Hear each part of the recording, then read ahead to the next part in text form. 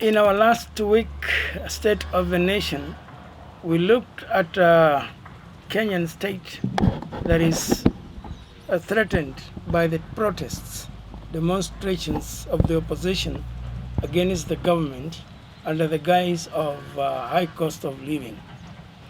Of course, that past week never went very well, especially with the closing of the week with the threat that this week the protest would be 2 days, 3 days in a week. But we really have witnessed the protest really didn't take off as the opposition would have loved, even though the fear of the people did not allow the businesses to open as they should. We really want to congratulate and appreciate our police force for keeping the protesters away, especially from the city, because much damage happens when these people find their way. And so it was a plus on the part of the police, keeping the protesters away. Again, we also found that the people, the leaders who were calling for these protests, kept off. They kept off. They went away from providing leadership from the front, which is something that every Kenyan should learn from and actually ask ourselves that if the leaders themselves have found that it is no longer tenable for them to provide leadership from the front line for these protests, should the followers still be going on with the protests? These are questions that every Kenyan who supports the protest should ask themselves. If the leaders have given up, if the leaders went into hiding or wherever they went, should the followers still be risking their life? Is it worth it? And Wednesday, Thursday, Friday, it was reported that the protest would go on, but we really want to thank God that sense and sanity is beginning to get into the minds of the people calling for these protests. Of course, the effects of the fear still continue to affect the business people. And for us, we who have been leading a history makers group of business people this week at the Bible training and literacy, we have seen the effect of what happens when businesses don't open, and we all together as a conference learning this the whole week at the BTL for business entrepreneurs in Kenya. We all together condemn the protests, and we really would wish to ask once again that if the leaders and those who are calling on these protests have found it untenable for them to provide leadership from the front, it is only a gentleman thing for them to tell the followers that this thing does not work and call off the strikes, the call of the protests. There's no reason of telling people to go to protest while they themselves are unable to continue with it. It's not sustainable. So we really would wish that those calling the protests would now take time and just be courageous enough, bold enough, swallow their pride and just tell the people this thing did not work, or even come up with another strategy to protest or to show their dissatisfaction. So we have another week that has been a week of thinking and talking about a drinking nation. The main concern and the main subject trading among the Kenyan people this week has been a drinking nation, which is very unfortunate. I'm trying to put together or to interpret the irony between a nation like Kenya that is politically said to be 85% Christians versus a nation, Kenya, said to be a drinking nation. I do not know whether drinking has been sanitized or what has really happened, because the behavior of the Kenyan people versus the faith to be Christians, 85%, that doesn't seem to add up. So there's a problem somewhere. And apart from drinking, I've been really this week, as I watched and saw the concerns of the Kenyan people throughout the social media and other platforms on how terrible our nation is in terms of mental illness, in terms of drinking. As I've been looking at that, I've been asking myself, what is it that is causing this mental illness, this drunkenness? And I think there seems to be a very high degree of hopelessness, especially among the Kenyan youth, that comes from joblessness.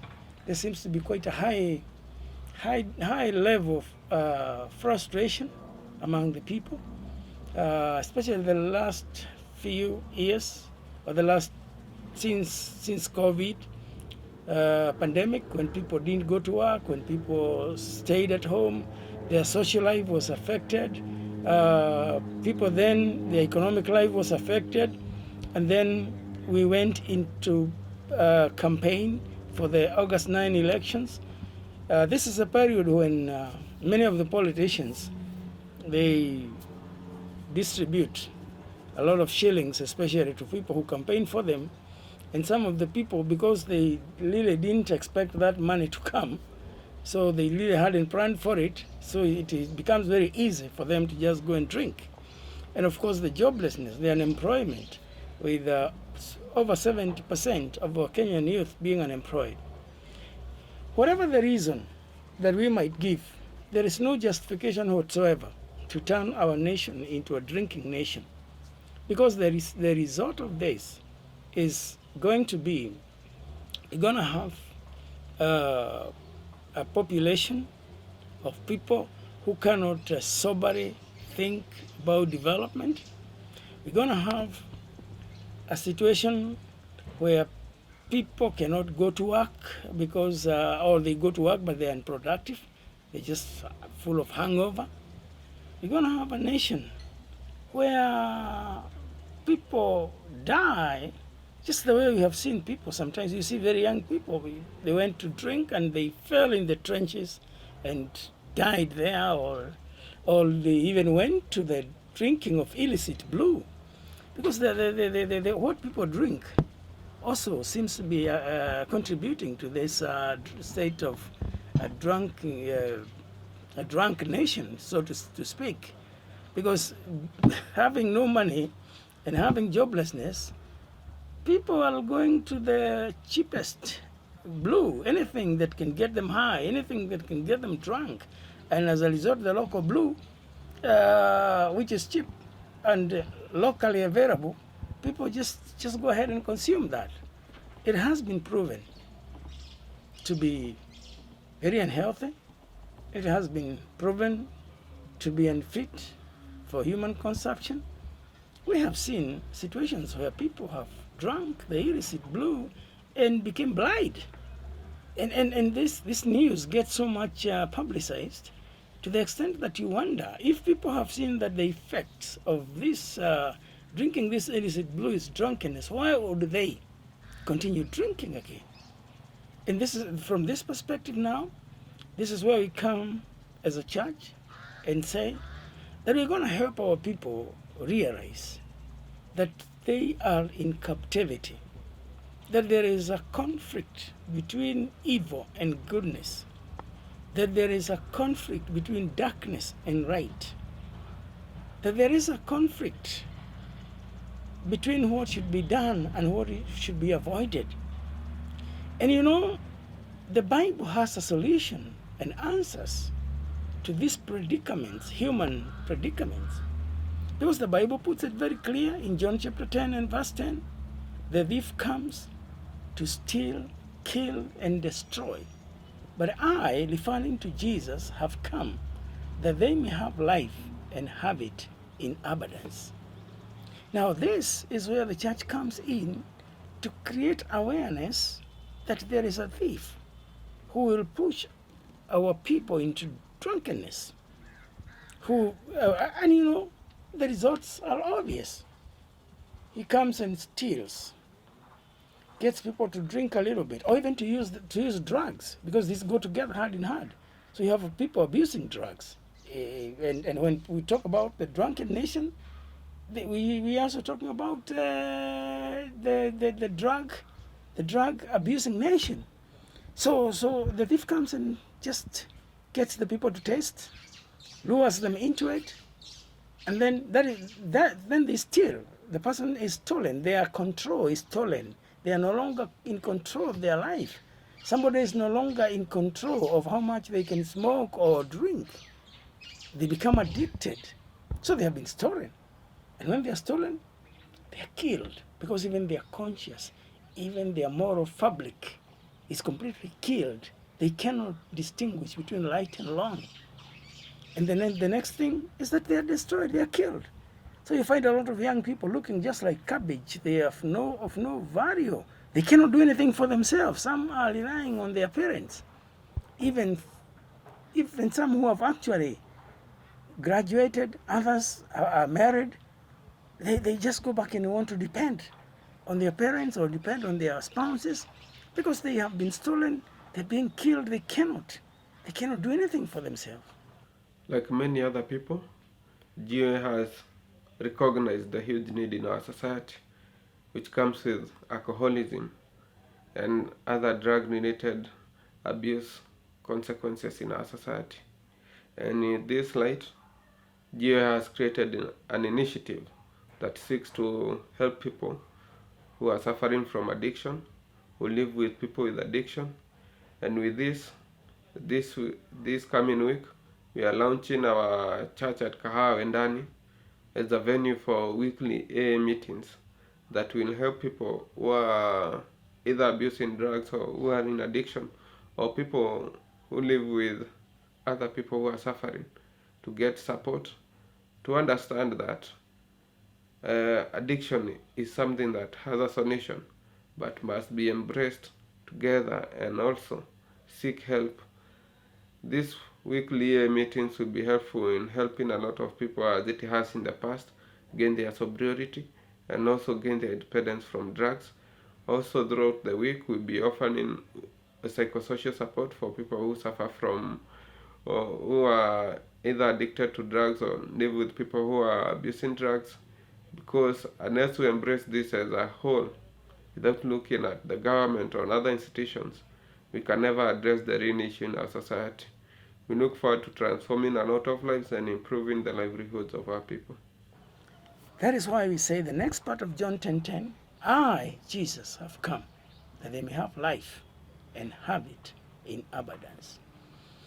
As we come to the close of this week, we wish to invite our Kenyan people to consider going to Jesus, to consider living the Christian faith, to consider being saved, to consider being born again.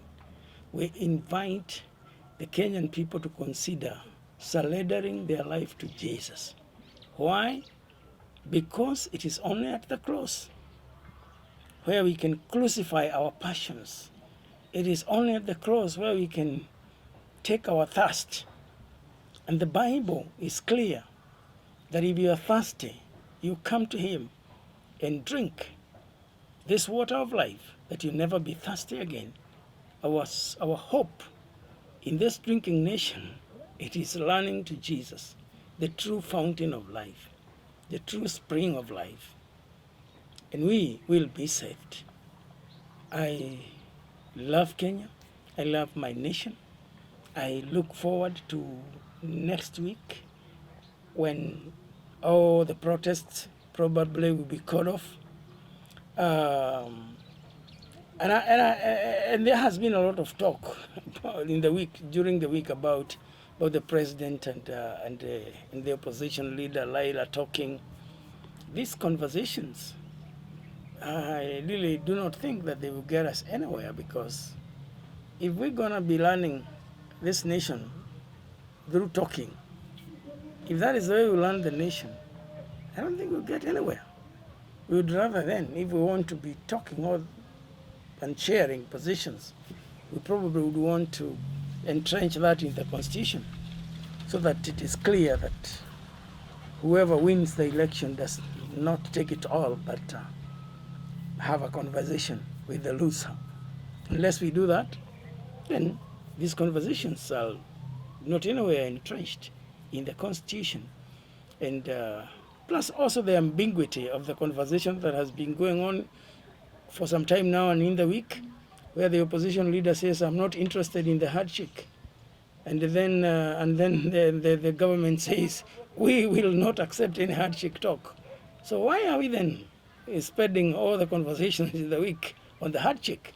If the opposition leader says, I'm not interested, and the government says, we will not entertain this, then we'd rather just focus on the government ruling and preventing the people from the damages that comes with the protest, and the people protesting either accepting or finding more dignified ways. I pray for a beautiful week ahead. God bless Kenya. God bless all of us. God bless the government. God bless the opposition. Peace, peace, peace be with us.